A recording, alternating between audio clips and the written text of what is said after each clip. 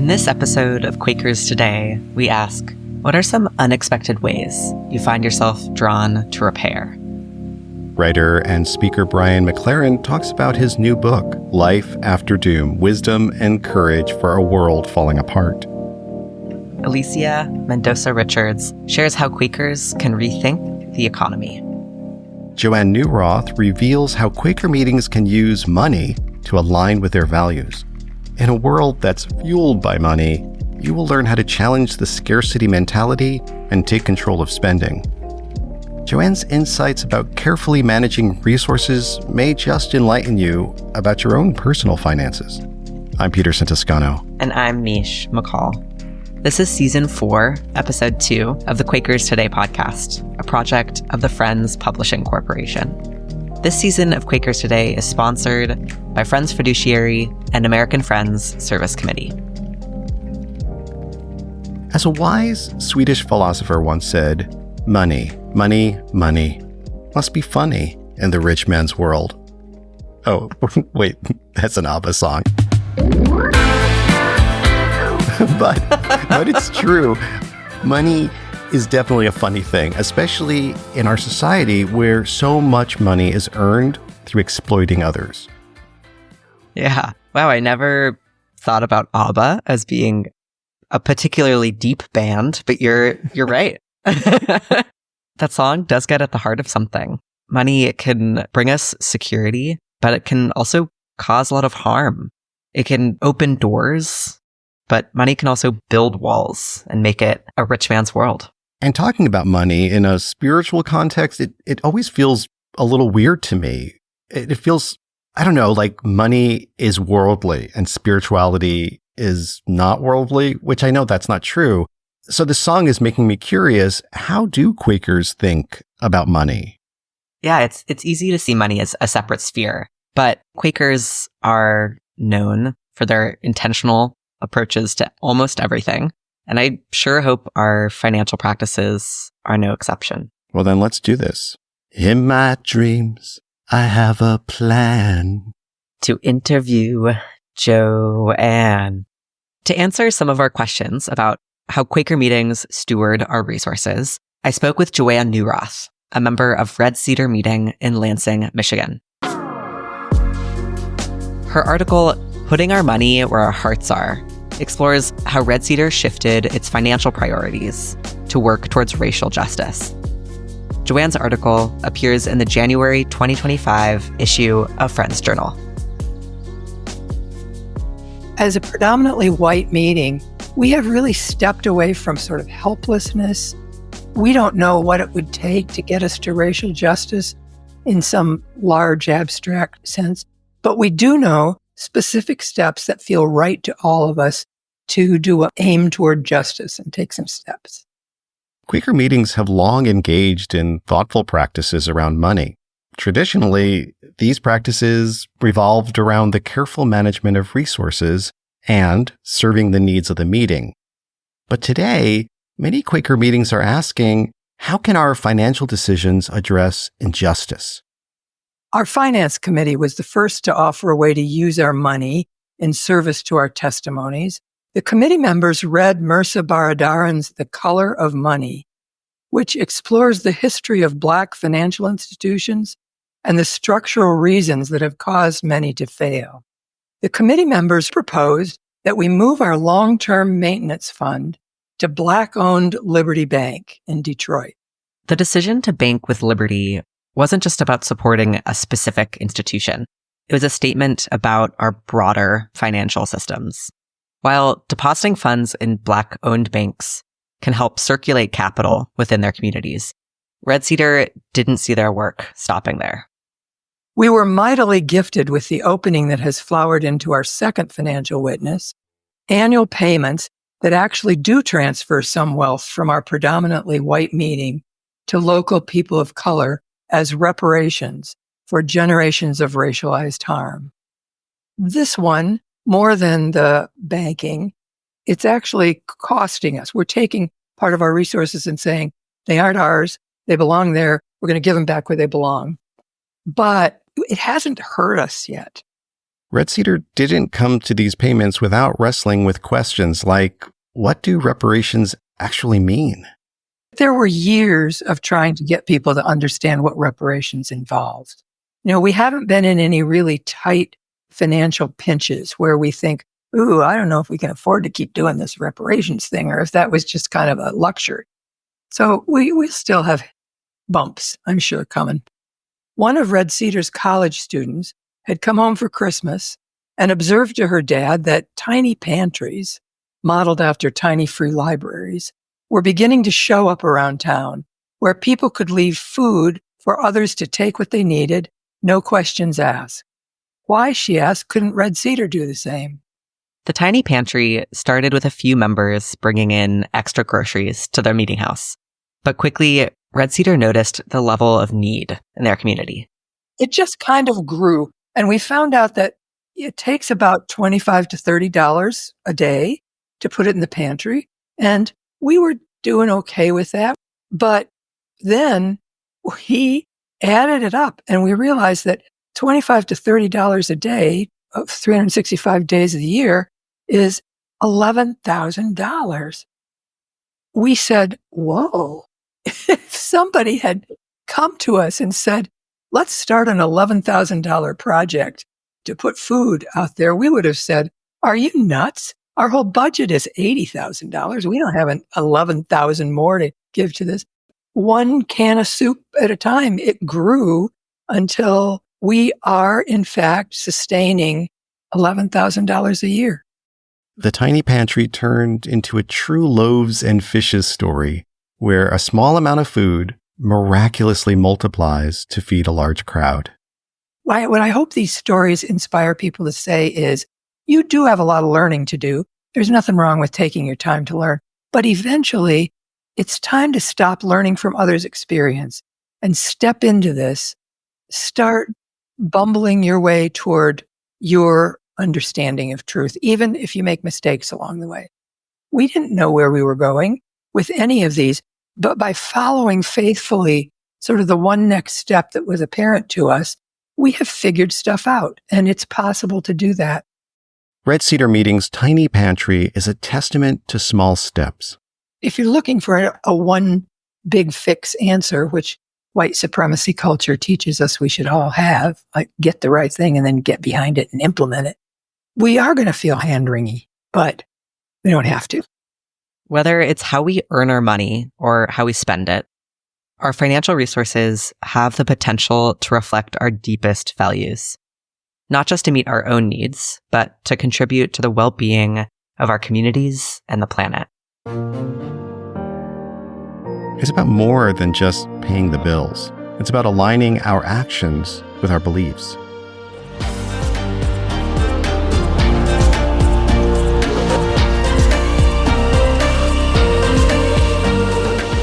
That was Joann Neuroth, author of the article, Putting Our Money Where Our Hearts Are. It appears in the January 2025 issue of Friends Journal. You can also read it at friendsjournal.org. We live in this sort of structure of never-ending growth, consumption and production, and that it's always better to produce more, to consume more.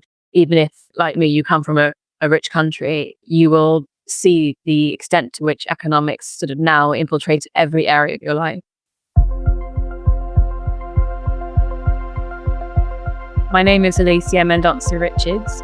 I'm from Welland Garden City, Quaker Meeting, which is in Hertfordshire, just outside London. So whenever there are these attempts to try and think about alternative ways to live or to create an economic system that is less destructive and more just, there's very often this response of that's impossible. That's just not true. We can look at the earth around us and we can look at how nature sustains itself, and we can see that a system of never-ending growth on a limited planet, a system that doesn't allow for reciprocity and a sustainable way of life just can't be the best way to live. But we can also see it because human beings have for millennia lived in different types of social structures, and they haven't always organized in a capitalist system. As humans, we've always relied on forms of knowledge that are not only rational and empirical. One of those forms of knowledge is spiritual knowledge, mystical knowledge, the knowledge of what we know to be true. when we tap into that guidance, when we listen to that still small voice within us, we know what we need to do. We know what is true. We know what is good. We know what is wrong. When we take the right action, things will unfold from there. So we are able to be courageous and imagine new ways of life without necessarily being able to explain exactly how things are going to pan out. So when we make economic arguments and people say, well, no one's done that, so you can't prove it's going to work. When we know something to be true mystically and we take courageous action in truth, we are able to do that in faith.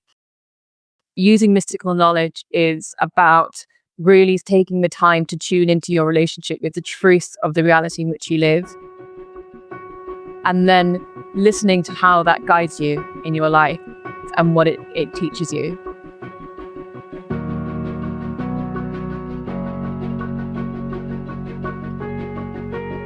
That was Alicia Mendonca-Richards in an excerpt from the Quaker Speak video, How Quakers Can Rethink the Economy. You will find this Quaker Speak video and the Quaker Speak channel on YouTube, or visit quakerspeak.com. Now it's time for our Friends Journal book review. This month, we're looking at a timely and deeply reflective book, Brian McLaren's Life After Doom, Wisdom and Courage for a World Falling Apart. Pamela Haynes reviews it in the January 2025 issue of Friends Journal. Pamela Haynes highlights McClaren's unique perspective as a minister addressing big questions that religious and economic fundamentalism often ignore. Let's hear directly from Brian McLaren as he shares his insights and reflections on some of the themes in his book. The doom in the book is not the end of the world. The doom is the feeling many of us feel now and have been feeling some time. The institutions we've trusted to get us this far do not seem capable to get us where we need to go. Hope is when you see a way to reach your goal and you have the will to get there. It's willpower and way power, we could say. In the book, what I try to do is to say we are in a complex situation and the feeling of doom is unavoidable for those of us with our eyes open. I try to explain what people are often calling our multi-crisis or polycrisis, and then I try to offer 4 scenarios of how things might turn out for us. We know we have a problem in how we live with the planet. Climate change is a super obvious and urgent expression of that, but there are so many expressions of it. We are not living with the planet in a way that is sustainable. Our political systems are not equipped to help us deal with a problem of this magnitude. Our political systems are more polarized than they've ever been, and there is this pull toward authoritarianism. And the authoritarians are people who, instead of using authority to help us face reality, they gain power by helping people deny reality and shift the blame. Our economic system doesn't know how to stop doing what it's doing, and what it's doing is destroying the planet. And our economic system keeps giving more money and power to a tiny group of super, super, super rich people who use that money to buy media and buy political influence to keep their interests first and foremost. Finally, right when we might hope that our religious communities would give us some sanity and wisdom, very often they're either part of the problem, sucked into the vortex of polarization and so on, or they're actually aiding and abetting the worst elements of our situation. So when you put all those together, that's when you realize, gosh, just glibly saying everything will be fine does not feel like being upbeat. It feels like being in denial. We don't know what's going to happen, but we can choose how we want to show up. That's what I hope and desire for all of us, is that we can be intentional in how we show up. And you know what? That will make life better no matter what the outcomes are.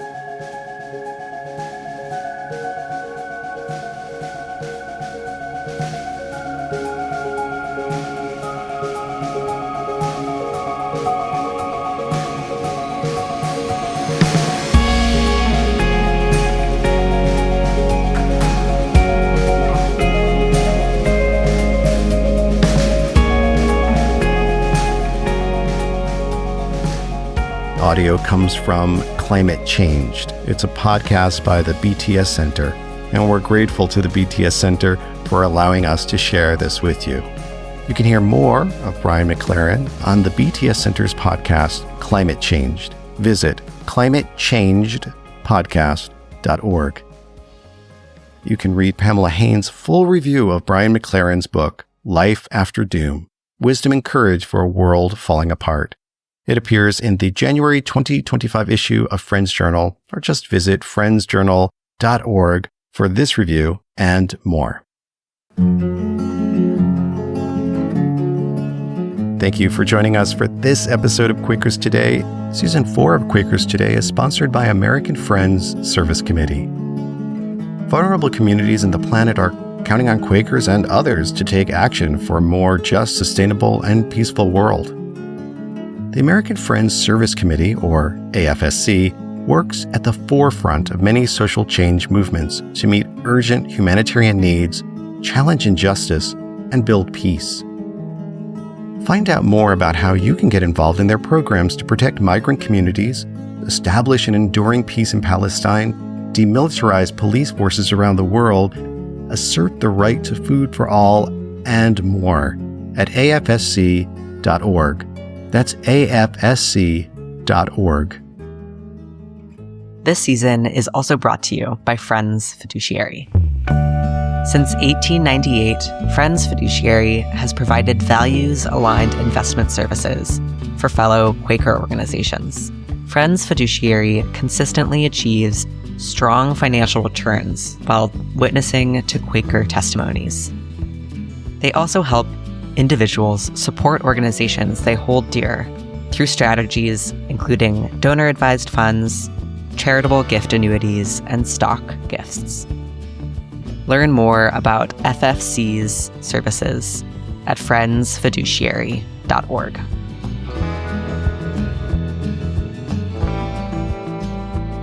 To see our show notes and a full transcript of this episode, visit quakerstoday.org. And if you stick around after the closing, you will hear listeners' responses to the question, what are some unexpected ways you find yourself drawn to repair? Thank you, friend, for listening.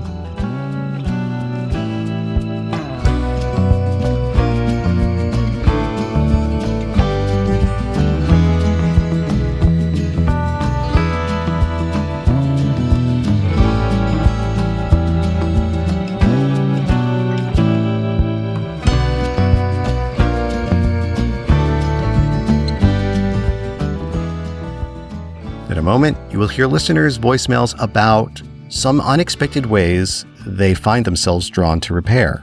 But first, I will share next month's question with you. Here's the question. What is your relationship with nature like? What is your relationship with nature like? I love this question because I had a major shift in my relationship with nature about a year ago. I was in some online whatever, and they had us draw this diagram of ourselves. At the very center was me in concentric circles going out other parts of me, like family and community. I thought to myself, if I lived in a different culture that wasn't so individually centered, what could be at the center besides me? And then I wondered, what if nature was the very core of who I am? That I am nature. Not connected to nature, or I'm a part of nature, or I long to be a part of nature, but I am nature. And it's true. I mean, we're natural beings, and we house millions of organisms in our bodies that assist us. I mean, we are a giant walking colony of all kinds of things. And just that shift in language, instead of saying I'm natural, I'm connected to nature, I am nature. What changes for me? That is one shift that I have of seeing myself as nature. Yeah, and you host all sorts of critters in your home as well. I think you just saw a mouse. I did. Should have heard me shriek. We weren't recording at that moment. I think my entire spiritual life has been built on finding awe while outside. Many of the times when I was small, those experiences really happened seeing deer while hiking or seeing the waves of ocean while I was at the beach. Those are the places where I really saw God. And even as I changed faiths and lost my faith and came back to it, that awe of how beautiful the world is never left me. Yeah, and you live in New York City, a place that actually has an extraordinary amount of nature for a city. I lived in New York for 10 years, and although I grew up in the rural part of New York State, it was actually in Central Park that I spent a lot of time in nature and helped me kind of reconnect with the natural world. Absolutely.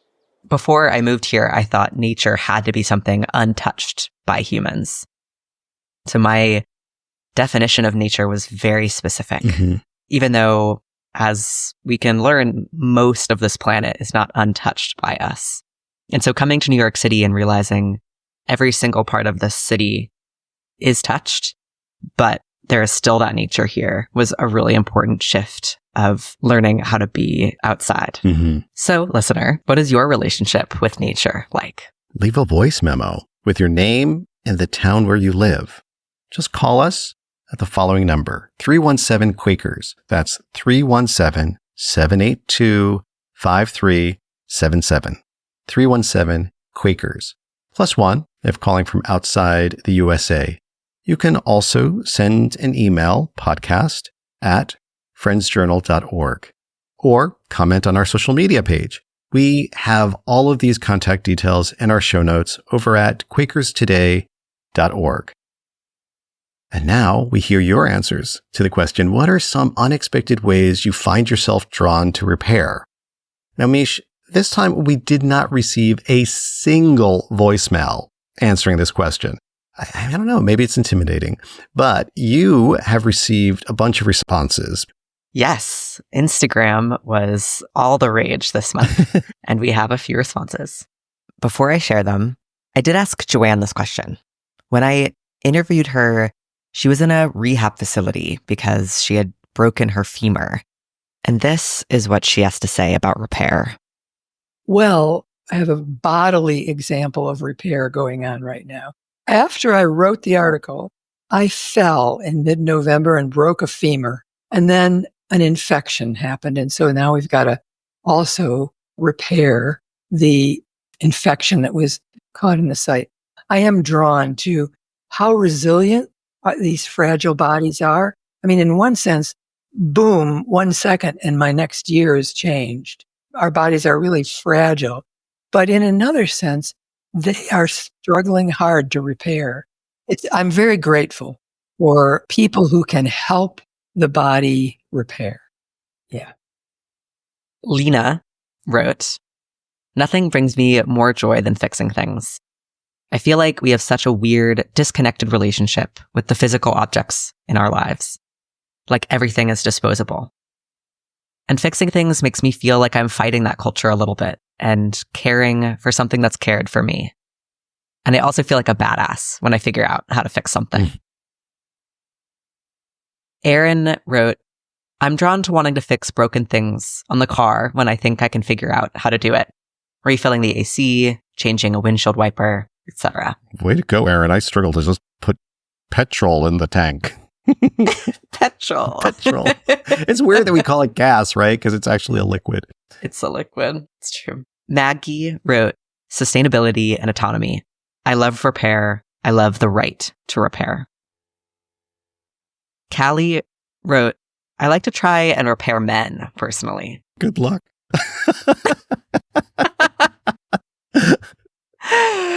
Us too, Callie. And Micah Nicholson wrote, "I've yet to darn socks, but I love getting to the clothes that have tears or rips after they've sat on the injured reserve bench for a time. Makes me appreciate the pieces I love all the more." Wow, these are great answers. Yeah, what great responses. Many thanks to everyone who answered this question. And I'm definitely curious to hear your thoughts about nature. What is your relationship with nature like? Be brave and leave us a voicemail at 317 Quakers or comment on our social media pages. You can even email us, podcast@friendsjournal.org. Thanks, friend.